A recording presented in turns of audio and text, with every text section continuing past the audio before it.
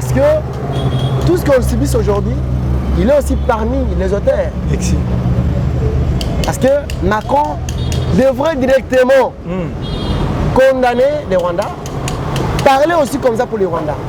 Quand il parle de la souveraineté et l'intégralité de la RDC ne se discutera jamais. Il nous rejoint à Zolandane Bisso. Nous qui avons dit ça. Vous voyez ça, non? Ça sont nos paroles qui sortaient de nos bouches. En RDC en Afrique, et ça l'a mis précisément en RDC. Cette armée-là, le chef de l'État est à mesure en train de faire ça. Il est en train de faire ça. Il est en train d'organiser l'armée.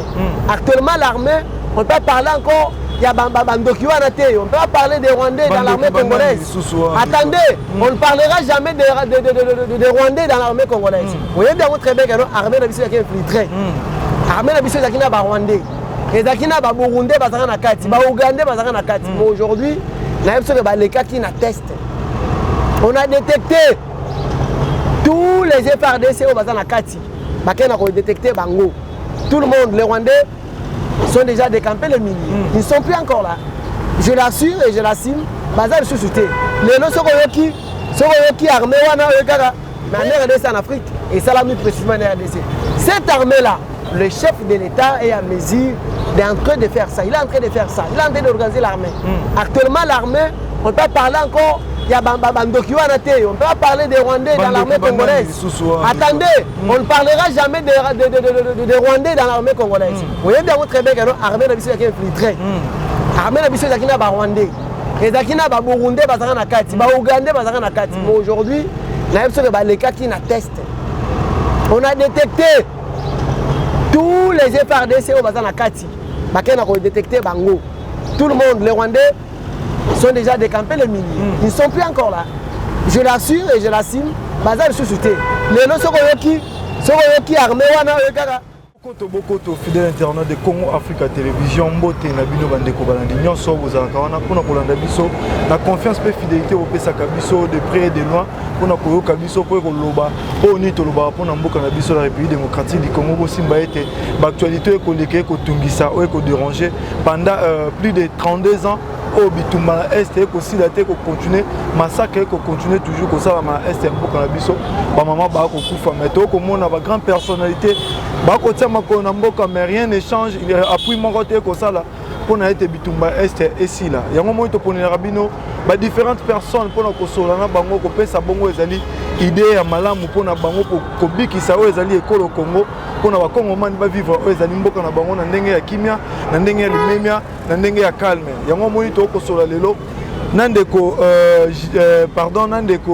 Obed oyo azali moko ya baanalyste oyo asalaka baanalyste politique oyo ayebi malamu mboka na ye mpe ali kongomani ndenge alobaka de père et de mère bobakisela ye nde tokosola ne oyo ezali Congo bakonzi na biso ya mboka lea tokosola boye tosanganaka boye mibale misato na kati ya plateau na ta kati ya betando eke mpona kosola fo koede biso mpe koretenir eloko moko kobungisa mpo ete bakongomani bazala na kimia bazala na normal bavivre à l'aise yango moi na kati ya plateau na biso nazali nga moko te ndenge nayobi na ndeko Obed oyo tokosola na ye baactualité basujet actualité oyo ekodéranger mboka na biso nakosenga Christian Louvandi fongolelanga caméra mpona kosalue ndeko Obed mpona kobanda moi émission na biso ya mokolo lelo baquestion eza ya ngai baréponse eza ya ye akoyeba korépondre na baquestion oyo ekozala pose mpona korépondre yango na limemia mpona koyede bakongomani. Bonjour ndeko Obed. Bonjour Ndeko Jonas. Merci de l'opportunité au PSBISO. Là, on a reprécisé, je suis un journaliste. Merci d'ailleurs, merci Mingi. La confiance au placé dans Auguste personnalité dans l'AI. La collègue Kananzela Oyo.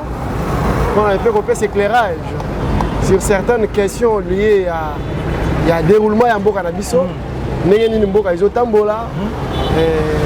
Information ni tu peux ça et bandi biso ba journaliste qu'est-ce qu'on peut informer on peut informer l'opinion qu'est-ce qu'on peut transmettre comme message à la population celle il y a Congo là basé dans Mboka Libanda nous ba ko na biso parce que journaliste a joué rôle très important concernant l'information entre autres information par exemple que tu connais dans une grande c'est un peu difficile pour moi, on a une mauvaise information, ils ont eu un côté journaliste ukrainien. C'est-à-dire, c'est même les journalistes, même les analystes, même les chroniqueurs, presque, ndako nyonso wana tout ya bapanzi sango, baza unis pour nous sauver mboka na bango. Parce que ceux qui mboka na bino za na kimete, on peut informer bato wapi. Et ça le corps à l'église à la kimete, moi informer bato, moi on sabe la pas bato. Exact. Voilà, merci. Merci beaucoup Ndeko Obed, ezali vraiment eloko ya malamu komona ke mopanzi sango. Wa bimisi idée ya malamu pe ya ko aider o bateko ebele ba ko eba yango te.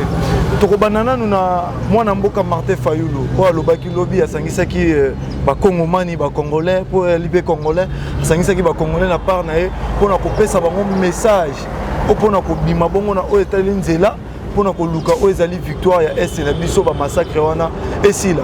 Tant que journaliste, tant que analyste, likanisi mon amboka Martin Fayulu et comme il a mato ndengeni. Bon, merci beaucoup. Kolanda point de presse, il y a Martin Fayulu. Je dirais que Martin Fayulu azalaki candidat président de la République. Alors, ça n'a pas permis de Akendeti na au-delà sommet non. Ça n'a pas donné l'accès. Nakoma baleti ke ngolo nzambe sunite ke non akoma mokonza mboka te à se limiter mais pas à se limiter à qui. Entre autres on peut dire ça un candidat malheureux dans l'élection passée. C'est ça. Alors qu'est-ce qu'on peut faire na moment wana. Tout le monde a kango na bamboka bapaya. Après les élections toutes les deux parties prenantes ils vont se constituer. Tout sur passage bloc. Il faut œuvrer le lien mais toutefois à contribuer dans Mboka. Ils ont bon. Mais rigueur, mauvais discours, sens mususu et ils ont mabé. Dans le moment où le Congo ils allaient agresser. Ceux qui agressent ils ont Mboka na bino opposition aux alatés. Vous voyez quoi? Opposition aux alatés comment? Non. Mboka na biso ils ont agressé par Congolais. Mboka ils ont agressé par Mupaya. C'est-à-dire mon père so ayeko bundisa ngai so ngana dans le problème. Est-ce que yoko tika mbala betanga parce que nous avons des problèmes avec toi. Mais appelle à Sali après Sali ka appelle na ba Congolais. Non, il y a certains trucs qui ont à lobby boy. À lobby Kagame na mokonzi mboka. Batika ba aventure bazo ko start ba aventure. Bazala makambo na bango oyo bazo sala na complicité pour les minéraux.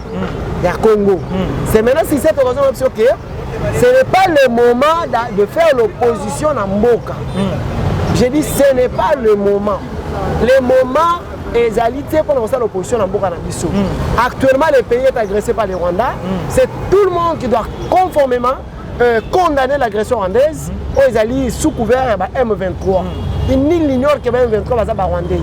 Alors, RDC, tant que pays, ils ont kati ya ils se pensent la démocratie dans le na yango mais tozo monango Martin Fayulu azana droit quoi porter apport na ye pour na biso ko dénoncer au cœur de tous que le pays est agressé. Ce n'est pas le moment il y a quoi accuser qui que ce soit. Ça ne sert à rien. Mais à cause ça PKO IDP c'est ça qui pour un régime passé. Il y a Joseph Kabila. Bon, il y a quoi ça la montée. Bon, il y a comment regagner non, la politique n'est pas comme ça. On ne peut pas faire ce que l'homme a fait. Non. Chacun vit de sa manière. Le nom Martin Fayulu, pourquoi pas c'est l'opposition républicaine. Oh, Moïse Katumbi, à la fois passé, bien qu'il n'a pas pu ça. À chaque fois pratiqué. Il faut ça l'opposition républicaine. Qu'est-ce qui prouve? Ce qui veut dire par là que le col de Salayango, il faut soutenir Mboka. Nous avons que ce pays. Je parle ici tant qu'un Congolais. Nous avons que la RDC, l'unique Mboka na biso. Vous comprenez? Le lorsque qui RDC, comme par exemple le Soudan du Sud, le Soudan du Nord, d'office, on n'aura pas la crédibilité. Richesse tout, tu éviter sur aucune partie ligne. Il n'y a pas que par exemple, il y a Katimboka richesse et qu'il Rwanda. Est-ce que la RDC sera? Aujourd'hui, on parlera de la RDC, une grande nation, il y a richesse dans le monde. On n'en parlera pas. On en parlera plus tôt parce que si on diffuse Mboka, moi je côté c'est quoi?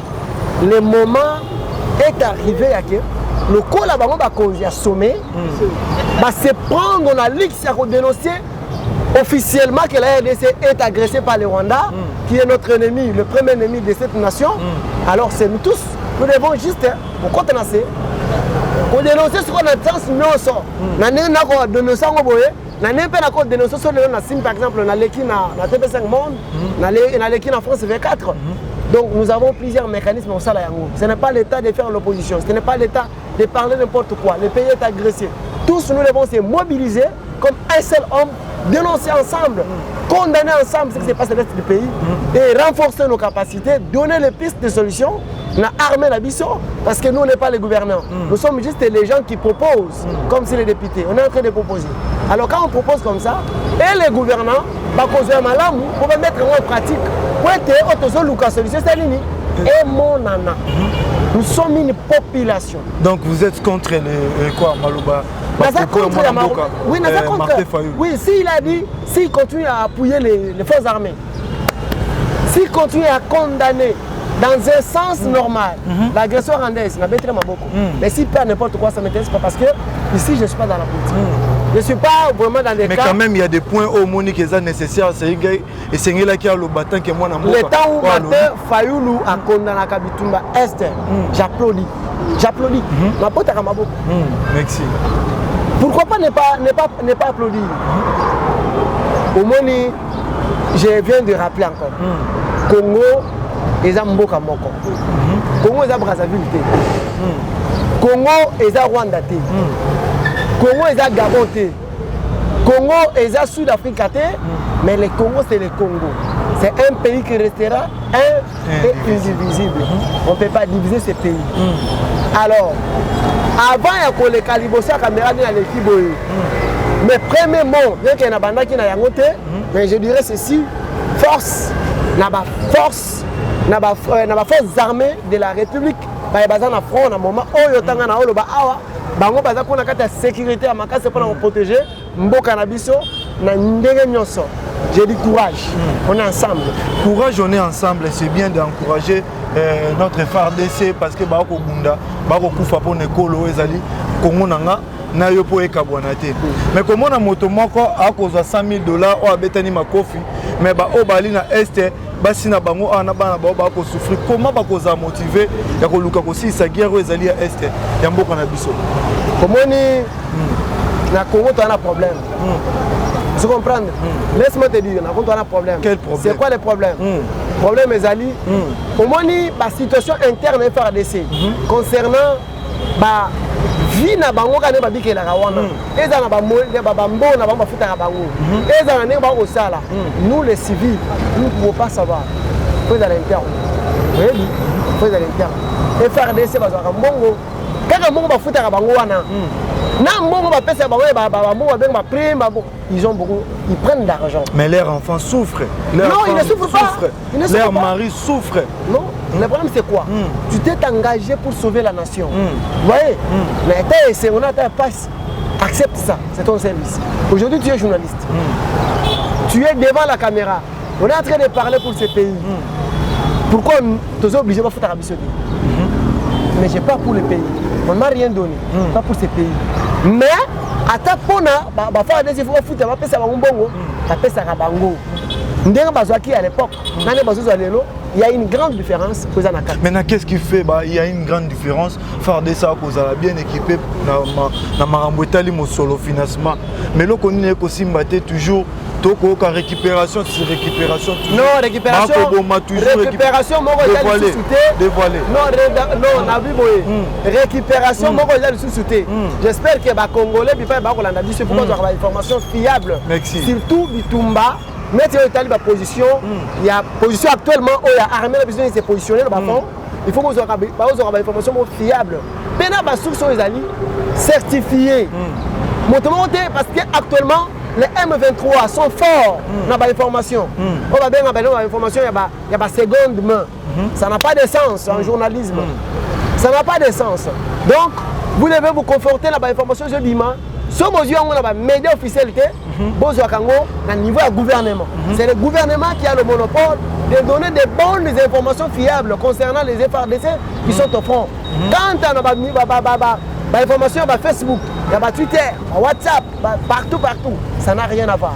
Je vous dis ceci. Actuellement, des bonnes positions sont confirmées pour les FARDC. Il faut le savoir. Actuellement, les FARDC ont récupéré toutes les localités. Toutes les localités. Les localités, je dirais, il y a certaines localités, par exemple, notre côté, il y a Babunagana, côté moi, mais oh, ils ont qui Baruba ou Abajio, et FARDC a tout récupéré.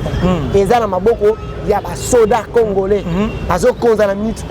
il y a un général qu'on ne citera jamais son nom, ni même parler de lui, mais je dirais que c'est un deuxième Mamadou, na Est, qui n'a pas vu ça.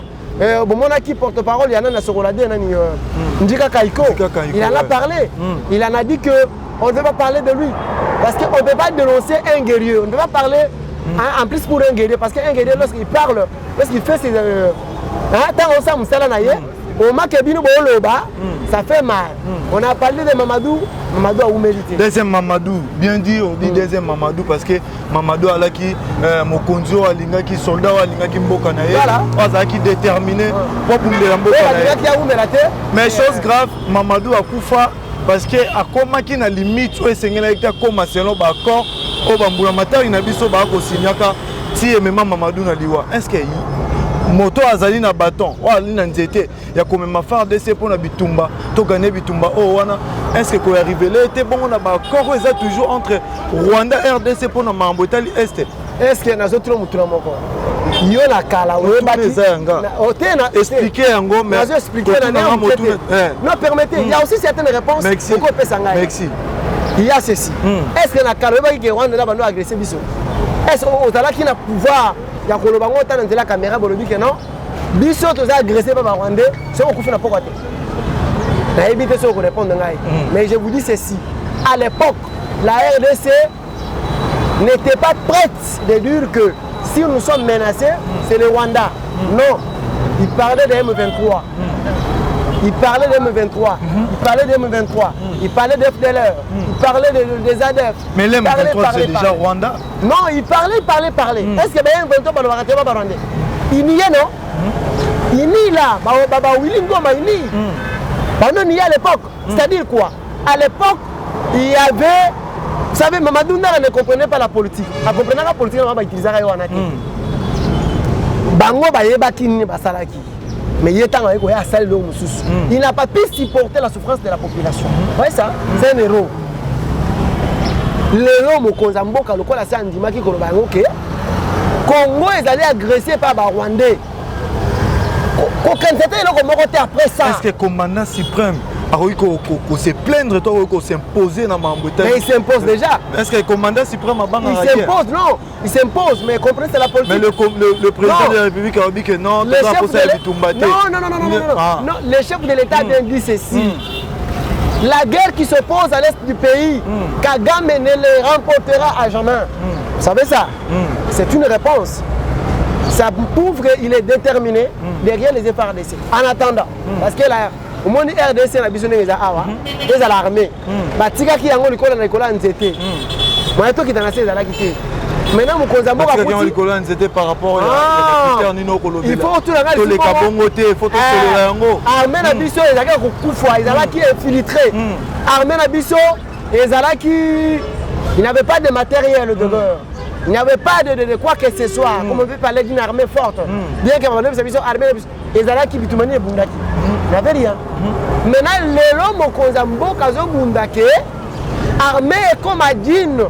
Et dans l'armée Mobutu à l'époque, dans le 15 Biarimana, na Rwanda, on avait une armée spéciale. Et dans laquelle on a mis sur le big Lelo, parce que c'est un peu historique. Ouais. Voir un président assassiné dans la guerre plutôt. Mboka Moussous continue à envoyer un juillet ben connaît Mboka Moussous. Et ça l'a maraté dans le monde. Mais en RDC en Afrique, et ça l'a mis précisément en RDC. Cette armée-là, le chef de l'État est à mesure en train de faire ça. Il est en train de faire ça. Il est en train d'organiser l'armée. Actuellement, l'armée, on peut parler encore. Il y a Bandokiwa Nate. On peut pas parler des Rwandais dans l'armée congolaise. Attendez, on ne parlera jamais des Rwandais dans l'armée congolaise. Vous voyez bien très bien que l'armée n'a pas infiltré. L'armée n'a pas infiltré Rwandais. Les Akina ba Burundais bazaka na kati, ba Ougandais bazaka na kati. Mais aujourd'hui, la même chose que les cas qui n'attestent. On a détecté tous les FARDC au bazaka na kati. Bakena ko détecté bango. Tout le monde, les Rwandais sont déjà décampés le milieu. Ils ne sont plus encore là. Je l'assure et je l'assume. Bazar sous-souté. Les noms sont qui armés wana ekaka oh nani Mukwantombolo, oh nani oh Batomulele, oh nani oh Motakongo, oh nani oh Mutabarika, Mota Katanga. Non, il faut comprendre la politique. La politique c'est que Yota au moins on a la faiblesse, nous on a la force. Vous comprenez? Rwanda, tout ce qu'il a eu à faire pour ce pays. Et ceux qui paient déjà un pays comme Rwanda, c'est comme Félix la commune de Ngiringiri. Non, à ça côté qui a Rwanda. Ne parle pas ça, à ça côté qui a Rwanda. Vous comprenez? À ça côté qui a Rwanda. Bon, à cause de la moitié. Mais si c'est infiltré, bien non, quand on va minoritaire, bah infiltré qui mboka, bah côté qui a Mingi, bah c'est qui a déjà. Mais je vous rassure ceci, Bitumba, oh Rwanda engagé na Congo, et que sur na Rwanda. Là, a déjà la victoire. Mais est-ce que c'est un beau cannabis? C'est que c'est Rwanda. Et sur un Rwanda. Est-ce que c'est un beau cannabis? C'est Rwanda. Toi, Bitumbego, qui est na Rwanda. Nabi est na Rwanda. C'est-à-dire quoi? Nous devons aller jusque là, à Rwanda, au Rwanda plutôt. Nous devons aller jusqu'au Rwanda pour en finir avec eux. Ce n'est pas l'est du pays. Avec quel appui? Notre appui, non, la population a une forte puissance. Cette population que vous nous voyez comme ça, nous avons une forte puissance. Nous avons, je dirais, nous avons toutes les pratiques possibles à mettre en place pour Tolonga et Tumba. Ce n'est qu'un début. Les chefs de l'État sont en train de faire évaluer petit à petit. L'appel à l'armée, à ma jeune armée, il s'est enrôlé, il s'enrôle à tout moment. Tu vois, toi qui es dans le tas là. Parce qu'on a renforcé le matériel. On a vu aussi Évariste Bouchard à Sangisaki. Au Monier, situation où il y a Tumba. La guerre se prépare. La guerre se prépare. Je me méfie trop à tous les gens qui passent à la télé parler n'importe quoi. Ils peuvent te parler, ils s'en foutent. On s'en fout de ça. Mais moi, je vais le dire ceci. La guerre se prépare. Dans le monde, aucun pays dans le monde a abondé la brutalité à Longa Yango. Même quelle que soit la grandeur, la bino, plus de 30 ans jusqu'à présent, on s'est préparé. Bon, on s'est préparé, on a président inconscient. Qui était conscient pour nous, on s'est préparé dans le monde. Mais Kabila n'a pas été conscient. Jusqu'à présent, tous nos présidents conscients. C'est actuellement le chef de l'État qui est là. Mais il reste seulement 10 mois.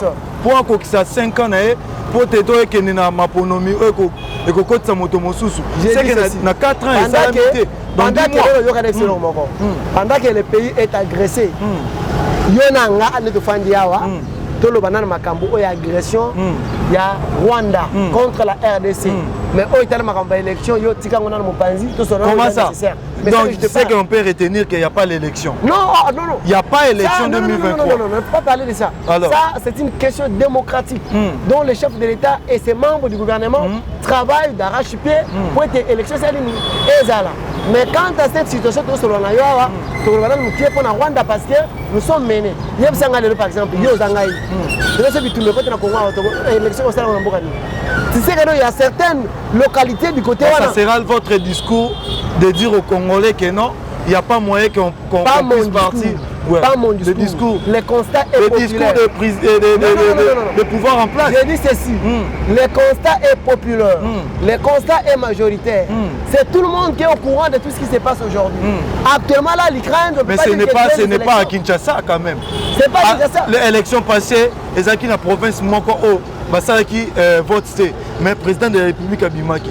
Comme si cette année, si Kivu ou Kindu ou Est Yamboka Abisso, il faut aller à l'élection. Pour ne pas aux élections. Pour ne pas aller trop, il faut au moins savoir que les élections, il y en aura les élections en RDC. Ça, ce sont des paroles fiables parlées par des chefs de l'État. Mais l'inquiétude serait que il ne faut pas s'enrôler dans la carte d'électeur. Non, il ne faut pas dire s'enrôler. Non. Et pas la carte d'électeur. Parce qu'on a reçu des messages, on était là aussi. On a remarqué que des cartes d'électeurs sont vendues en 2000 francs, à 3000 francs chez des policiers et les agents de CENI. Non, permettez-moi. On peut se masquer. Mon frère, on peut se masquer, moi et toi. Écoutez, jusqu'à présent, les cartes d'électeurs, les autres. Non. Oui, que jusqu'à présent, les cartes d'électeurs, les autres. Merci. Merci. Il faut de protéger les journalistes. Oui, il faut évacuer cette information de dire que on est un carte d'électeur. Non.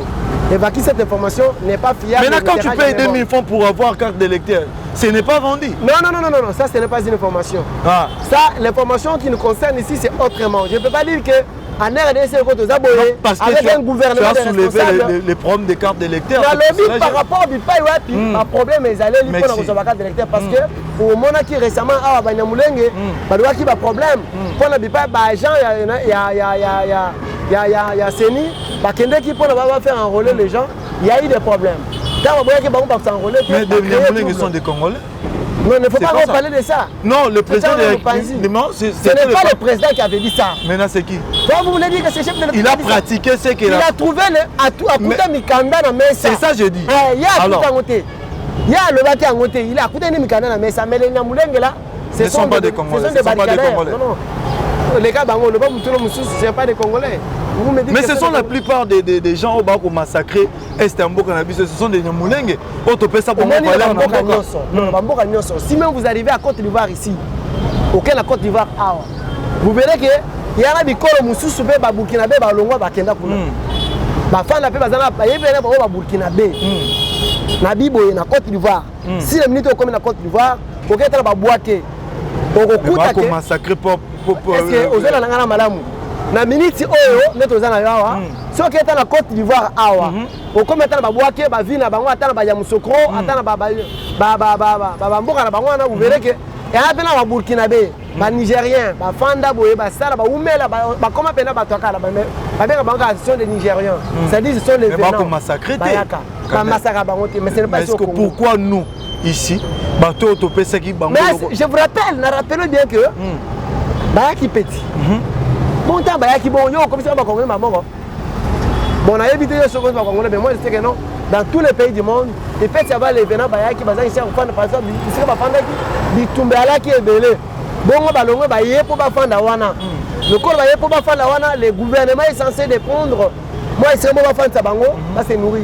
Donc c'est comme ça. Merci beaucoup to ko banan de Kobet ko to ko solane ma mbotali mboka na biso. Et ça la rapasi soki to ko bandela ka lokali agression en mboka na biso plus de 32 ans au mboka na biso et ko subir toujours agressivement il y a Rwanda si on peut dire il faut pas arrêter de dire M23 il faut parler Rwanda parce que biso nyonso to yebi que c'est Rwanda nous ko menacer est mboka na biso mona mboka Obed to so la mo moke pona makambo Italie toujours est mboka na biso auto ko zanga ba appui ya malamu parmi des décideurs du monde to mona ki mona mboka François Emmanuel Macron na kati ya François Azali en tête ya mboka ya France kwa finançaki mbongo pona finançaki Rwanda mbongo pona makambo etali guerre mais lelo toko yoka ba Congolais ba mécontent ya koyoka vraiment que Emmanuel Macron kwa finançaki guerre ya Rwanda parce que Rwanda a kobundisa mboka na biso lelo akotia mboka makona kati mboka na biso tango koyoka ba Congolais ba ko sindika pona arriver ya Emmanuel Macron na kati mboka na biso tant que yo pe sous Congolais na makambo ko lekela biso tu peux souhaiter quoi? Bon Macron en réalité n'est pas le bienvenu au pays. Merci. N'est pas le bienvenu comme je le dis parce que Macron a faire partir il y a ba figure moko minene na kati Union européenne. Parce que sur Italie, France, bien France est colonisée Belgique. C'est pas facile. France a colonisé le pays belé Afrique. Donc tout ça et belé va descendre à France. Dans le niveau de colonialisme. C'est-à-dire que la France où le président Macron n'est pas le bienvenu au pays. Merci. Pourquoi il n'est pas le bienvenu? Parce que tout ce qu'on subit aujourd'hui, il est aussi parmi les auteurs. Merci. Parce que Macron devrait directement condamner les Rwandais, parler aussi comme ça pour les Rwandais. Quand il parle de la souveraineté et l'intégralité de la RDC ne se discutera jamais. Il nous rejoint à Zolandane Bissot. Nous qui avons dit ça. Vous voyez ça, non? Ça sont nos paroles qui sortaient de nos bouches. Intégralité, souveraineté, autorité à l'État. Et ils ont la discussion à la table. Wanande légitimité à biso le peuple congolais. Mais lui, tant qu'un président européen, parmi les décideurs du monde, non, il n'est pas un décideur du monde d'ailleurs. Je ne peux pas parler de lui. Qu'est-ce qu'il a décidé au monde? On va pas décider. Il est parmi les figures pour bouger l'Union européenne. Je peux dire de ça. Mais ce n'est pas le décideur du monde. Quand on parle de décideur du monde, les gens qui sont Ukraine, na Russie. À quel décidé de la Kuna? À quel décidé pour il n'est pas parti décider? il n'a pas le droit de s'opposer. Le problème, c'est quand on fait c'est quoi? Quand un pays est agressé, même le partenaire, je peux dire c'est un partenaire, parce que son ambassade est à Awa. C'est notre partenaire. Il devrait aussi condamner. Parce que Macron, il est notre partenaire, à ce partenaire à Rwandais. Vous voyez, non? Alors, le coup de compte, à ce partenaire à Kagame, biso ko zalana moto oyo aza ami na ennemi na biso côté pe par exemple nde ozawa mbanda mama yo ko fana mwana e déjà ndeni ça mbanda mama yo ko perana ko perana donc c'est-à-dire Macron aza le ko la mbanda ya mama na biso donc biso Congo ezande Congo na biso kuna financer ki aye kozwa kuna zo ke financer a kozwa na tete donc et quand Macron je ne saurais pas trop parler. C'est que tu es d'accord avec des Congolais au bas qu'on manifester chaque jour. Je ne suis pas d'accord avec l'arrivée de Macron. Donc, Macron, il m'embête trop la tête. Sa politique avec le Congo, ça ne marche pas de pair. A contribué trop dans ma belle Mboka Oyo. Macron, alors qui récemment, vous savez pour l'embargo, Macron, il a beau. Bon. Les armes étaient ébélées. Nos armes bloquées en France. C'était un embargo déjà long. Et le roi qui même avant Chine peut déjà financer Azalaka parmi les présidents de l'Union européenne, Azalaki qui contribue pour être RDC et à enlever T. Et à enlever T plutôt dans l'embargo. Aujourd'hui il est ici. Vous dites? Et aujourd'hui on préfère ya. À Koyana les Cambodgiens mais il n'est pas le bienvenu au pays. Merci. Sokazaki Motamatoi. Na Miss Komona. Solo que pas Mboka Moto. Solo que pas Mopaye plutôt. Parce que des manifestations, les Katina RFI. À mon avis, il est au courant de tout. Mais il va s'entêter pour faire quoi? Pour venir. Mais ça, je vais très bien gagner le Congolais. Parce que si il sera brisqué d'être lapidé, à mon avis, étrange. Parce qu'il est déjà prévenu. Est-ce que ça ne va pas créer des problèmes? Non. Il y a des fois, à reporter voyage. Est-ce que c'est le président de la République qui peut lui dire tout ça ou exactement? Non, Mokonzamboka, vous comprenez mal le chef. Assurer sécurité, assurer l'eau. Mokonzamboka Azali, président de la République. C'est notre premier responsable à Mboka Oyo.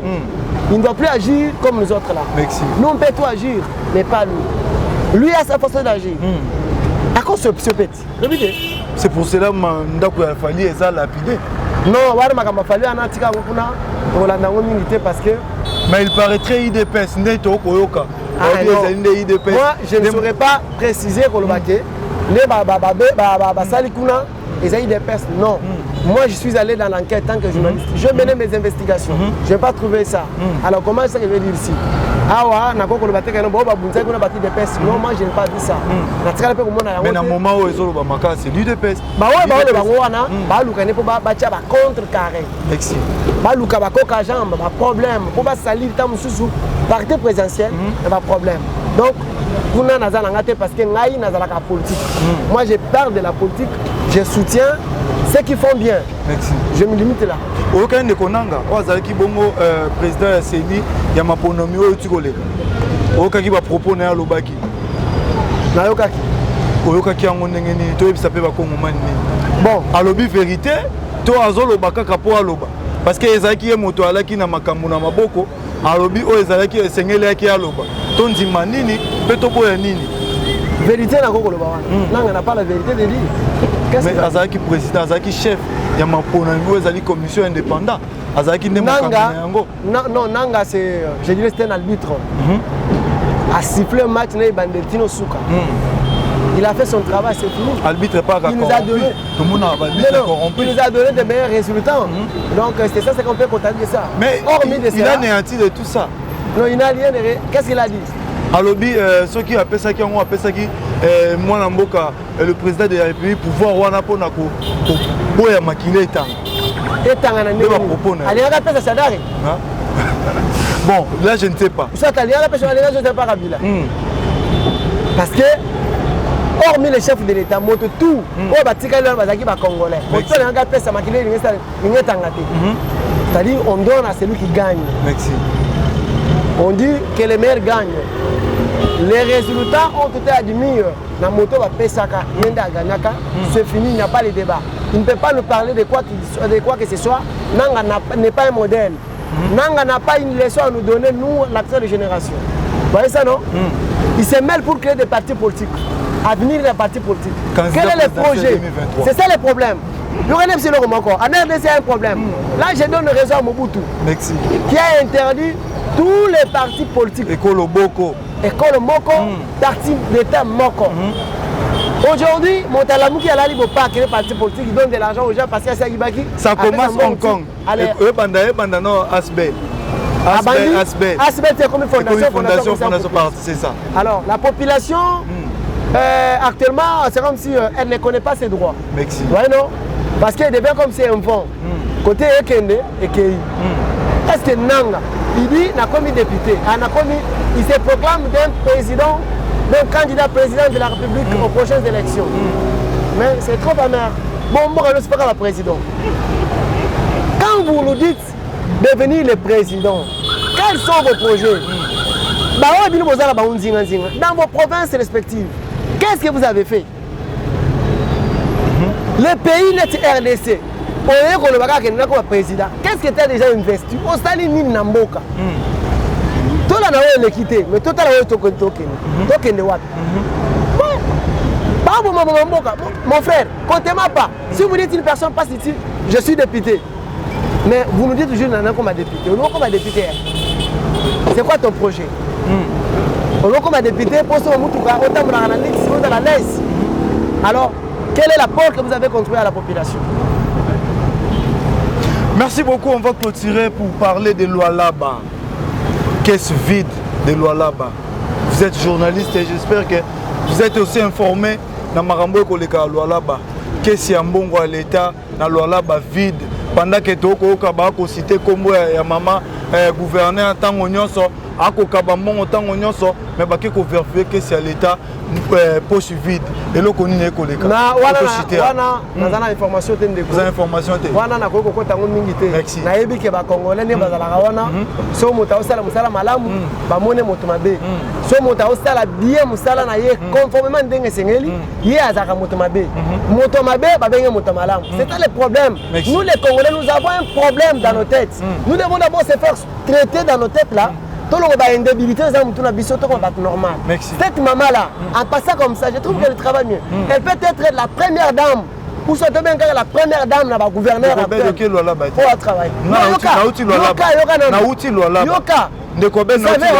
est la première dame actuellement dans la gouverneur. La ville à Koloé Zindeba pour reconnaître. Apparemment, ils ont na uti Lualaba na tamboli na Lualaba na to sala investigation na Lualaba cette maman elle est à féliciter d'après moi d'après toi et tali makambo ba keso wana attaquer ça l'état de commis vide je n'ai pas l'information là. Merci beaucoup to boucler émission ambition moko lelo ah vraiment to zaki na ndeko bed to tourner ça vraiment na songo j'espère que vous êtes satisfait na ba réponse à répondre biso na contribution à baki bona mboka na biso et que ne biso parce que to zakaka na Congo moko aussi Mbaliloba au lobby vraiment c'est très fort capital et intéressant tozaka na Congo moko donc azal ko atata na biso yende mama yende ndeko yende nyoso na biso ndeko vedi totongi botonzi mingi to komi na suka liloba nini ko loba na ba Congo mani pour to clôturer émission moko na biso. Merci beaucoup na bino ba sobo bozuli ba ko na biso partout. Merci na Denis Oshinga na Paris. Merci pour la na biso Sumakasi. Merci na Patrick Nitz na États-Unis. Merci na John Ngabu Kabudi na Suède. Merci pour la musala qui tombe sala pour na biso. Simba ete Congo et dali moko tié sokoya. Merci Lususu na monsieur Barthélémy Chibangu, un grand combattant à Paris. Merci. Na ko expliquer que Congo la biso eza moko. Merci. Et ko tikala un peu indivisible. Merci. Biso la moment au Congo ils a posé opposition té. Congo ils allaient pour ça mais n'importe quel cas aux allez mais soutenir FRDC, accompagner les gouvernants pour être bon, pression. Pour lutter que tout le monde sait, tout cas d'hémorragie, il nous reste encore quelques mois pour les élections. C'est notre souhait. Parce que si on laisse comme ça, on risque de ne pas avoir les élections en RDC. Merci. Merci.